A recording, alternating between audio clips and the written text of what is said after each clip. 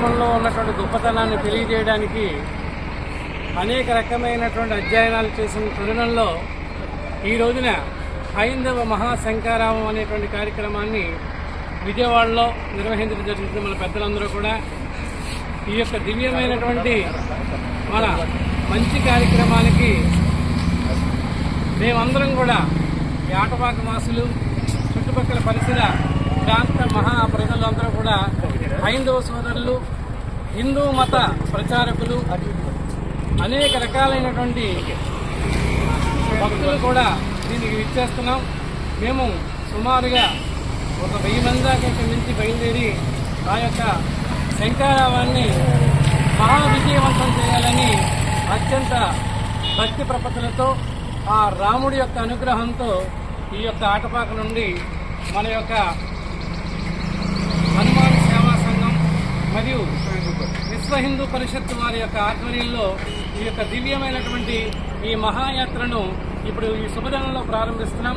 మా రాముడు తోడుంటాడు, కోదండ రాముడు అండగా ఉంటాడు, అయోధ్య రాముడు అందరినీ ఆశిస్తున్నాడు. కాబట్టి ఆ రాముడిని మనం కొలుద్దాం. రామజన్మము ఎలా అయితే మనం సాధించుకున్నామో అలాగే ఈ హైందవ ధర్మంలో ఉన్నటువంటి గొప్పతనాన్ని మనందరం కూడా ప్రతి ఒక్కరికి తెలియజేసి మన ధర్మం మనం కాపాడుకుందాం. జై శ్రీరామ్, జై శ్రీరామ్, జై శ్రీరామ్, జై శ్రీరామ్, జై శ్రీరామ్, జై శ్రీరామ్, జై శ్రీరామ్, జై శ్రీరామ్.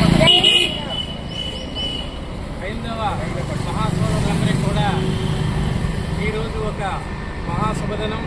ఎందుకంటే మన హైందవ ధర్మాన్ని కాపాడడానికి, మన హిందూ ధర్మంలో ఉన్నటువంటి గొప్పతనాన్ని తెలియజేయడానికి అనేక రకమైనటువంటి అధ్యయనాలు చేసిన తరుణంలో ఈ రోజున హైందవ మహాశంకారావం అనేటువంటి కార్యక్రమాన్ని విజయవాడలో నిర్వహించడం జరిగింది. మన పెద్దలందరూ కూడా ఈ యొక్క దివ్యమైనటువంటి మన మంచి కార్యక్రమానికి మేమందరం కూడా ఈ ఆటపాక వాసులు, చుట్టుపక్కల పరిసర ప్రాంత మహా ప్రజలందరూ కూడా హైందవ సోదరులు, హిందూ మత ప్రచారకులు, అనేక రకాలైనటువంటి భక్తులు కూడా దీనికి విచ్చేస్తున్నాం.